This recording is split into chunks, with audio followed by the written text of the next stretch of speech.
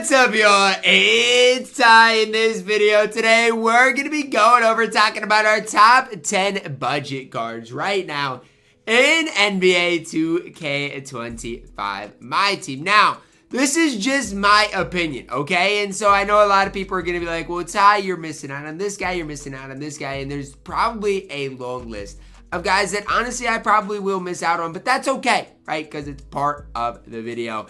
And again, all of these cards that I'm going to that I'm going to talk about are going to be extremely solid cards. Now we're going to start off at number 10 with a point guard that came out a while ago. It is Pink Diamond Dyson Daniels. Now I still think Dyson Daniels is absolutely elite for a variety of reasons. I think the main reason for me that I see, or the main thing I see for me with Dyson Daniels, is the fact that he's going to play great defense in knockdown shots. That's like the main thing for me. If you do those couple of things, I think it's really tough to hate on Dyson Daniels. No, he's not going to be a primary ball handler for the most part as far as like creating his own shot, but he is 6'7". I think he's 6'7". He's going to knock down shots. He's going to play great defense. And to me, sure, there are better point guards in the game. Even like the free Alex Caruso is better than Dyson Daniels. But if you need a cheap point guard to play defense, Dyson Daniels is really that man in my team. Card I just like slightly more than him at this stage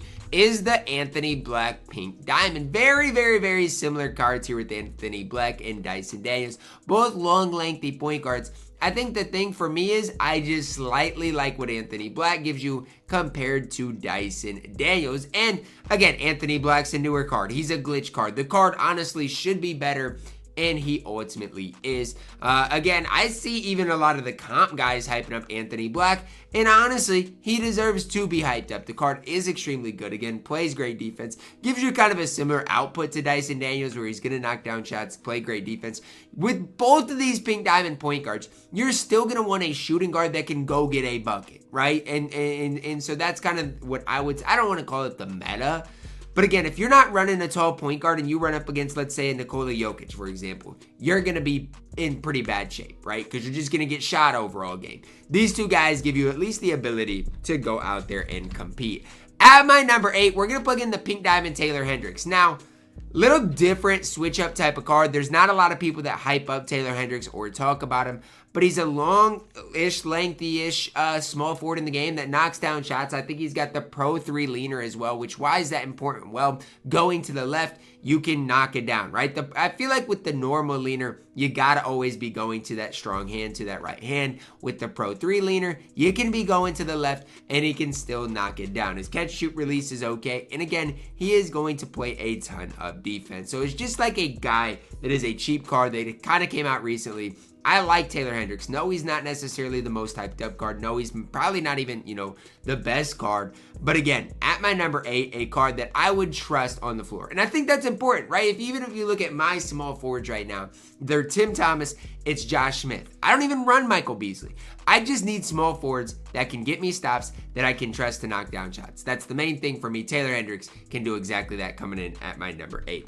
At my number 7, I am plugging in Galaxy Opal Jalen Suggs. Card here from the Splash Zone set that I think is a stud at that point guard position. Now, I get it, right? Jalen Suggs, he's only 6'5". A lot of people are going to be like, well, only 6'5". I mean, you can't be that high on him, right, Ty? Oh, yeah, you can. This Jalen Suggs card is an absolute beast, and I'm going to be going over to the 2K database to show you exactly what this card gets into. Jalen Suggs on very quick, Garland dribble style, hot spots from everywhere, nearly max stats, especially defense, 95 driving dunk. To me, is he going to be as good defensively as a guy like Dyson Daniels? Maybe not, right? I still like Jalen Suggs defensively, but he is going to be that slightly little bit undersized compared to Dyson. But offensively, he should give you a lot more output. At my number 6, we're plugging in Alexis Ajinca. I got to plug him in as somewhere. He's a 7'2" small forward.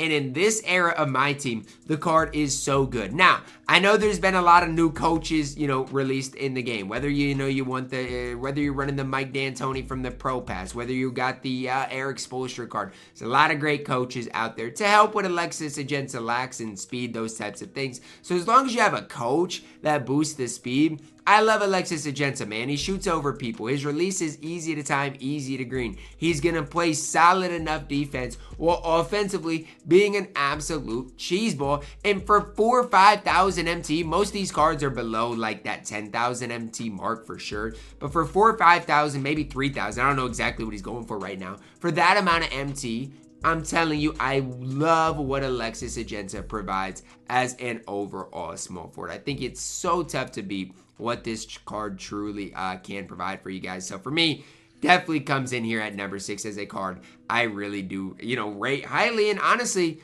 I use this card for a while. Doesn't really play for me anymore because, again, speed is so important for me. But I do really like the card. At my number 5, plugging in Dalano Banton. Card that, honestly, I feel like was hyped up right when he came out. At this stage, is slept on. At this stage, people are over the hype of Banton.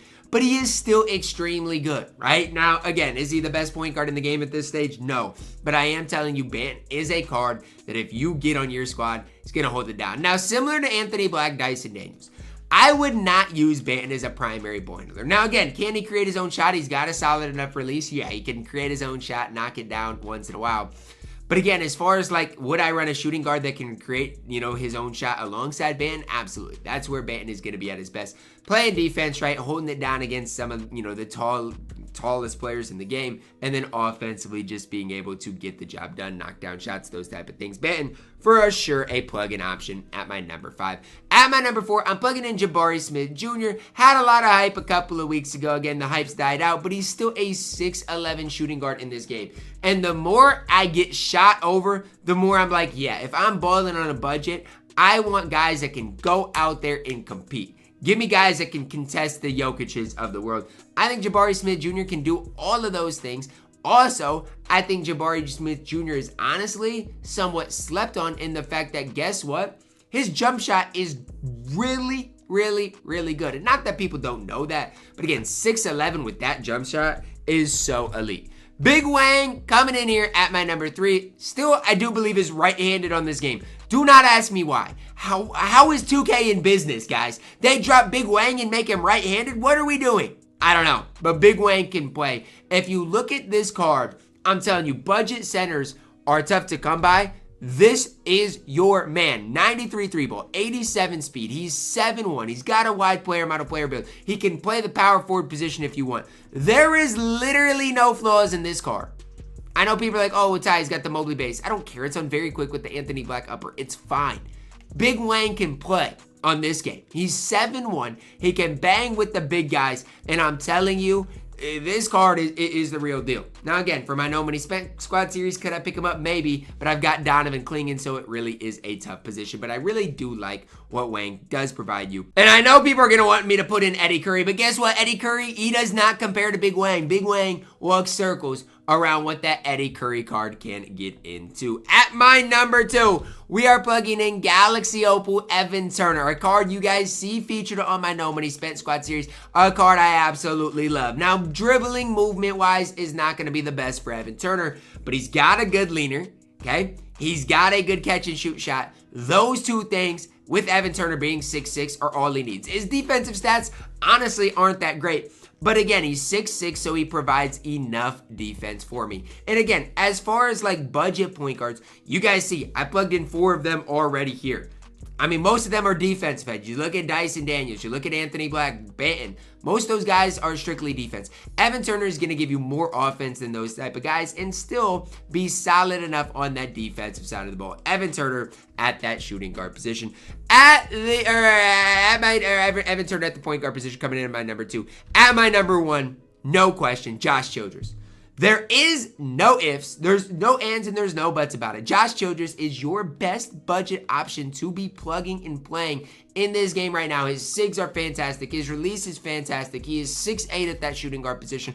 There are no flaws in Josh Childress. The card is the real deal on this game. And again, I don't even think you can question it. Josh Childress is that man at that shooting guard position. Great SIGs, great release, 6'8", good height, good frame. Josh Childress is that man. These are my top 10 budget cards right now in NBA 2K25 MyTEAM. You guys can let me know your thoughts on them down below in the comments. Who is I too high on? Who is I too low on? And who is your favorite budget card in the game? It might be a card I might have even left off the list. Drop a like on the video, subscribe if you are new, and as always, man, I love you guys. Have a blessed day.